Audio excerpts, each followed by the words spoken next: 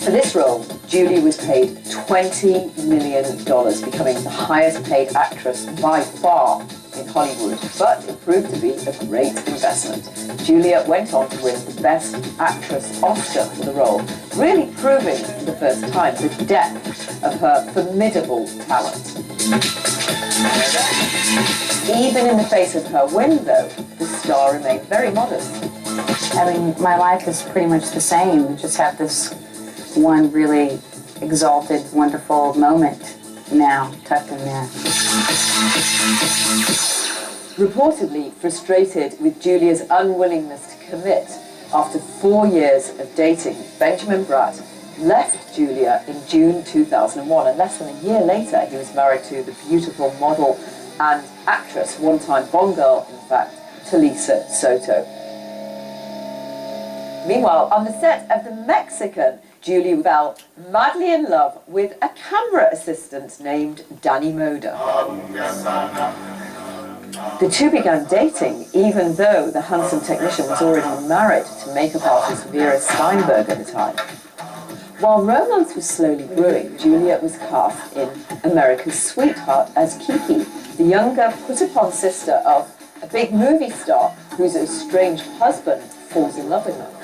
Director Joe Roth originally wanted Julia to play the part of a movie star.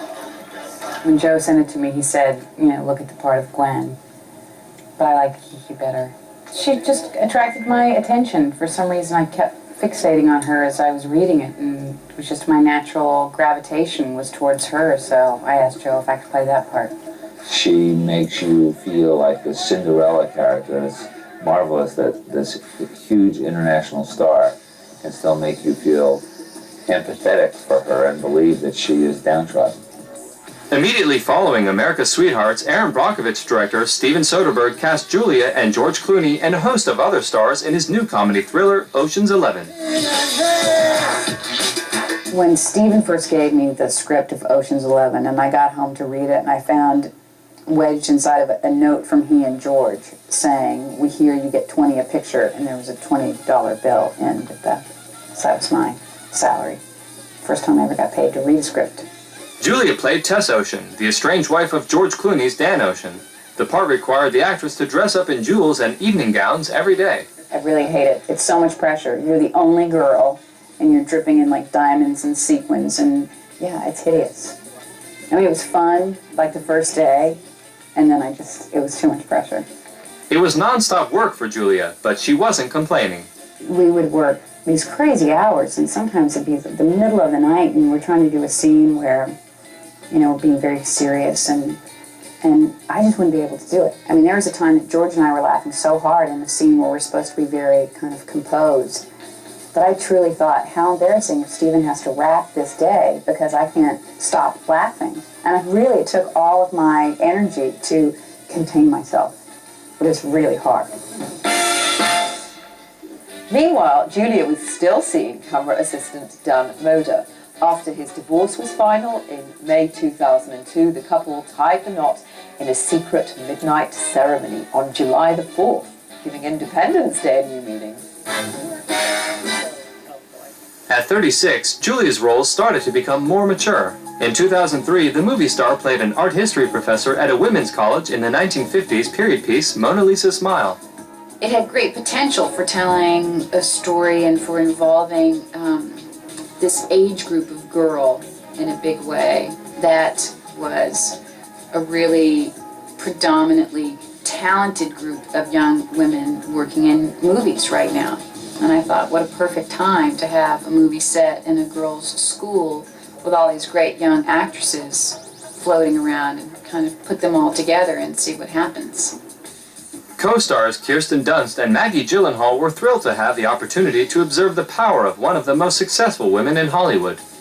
She's like probably the most powerful woman in this industry, and she like uses her power to be good to people, and yeah, I have a great respect for her and the way she handles herself. The thing that struck me most about her in watching her work, and even watching her work as a producer, you know, interacting on set, was how elegant and graceful and gracious she was with her power. That's inspiring to me.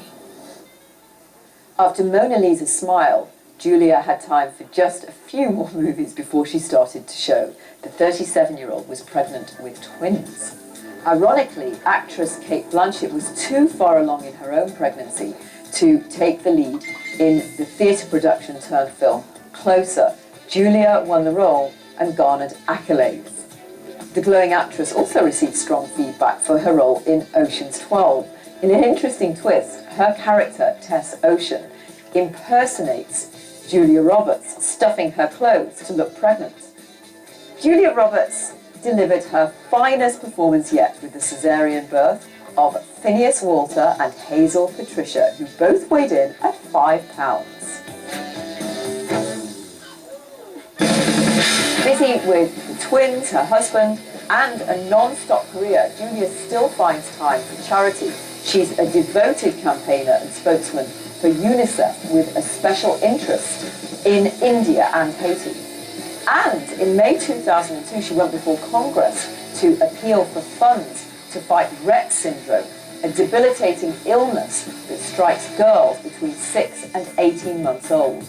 Julia Roberts has had her share of ups and downs, but the versatile actress has always managed to make the best of it.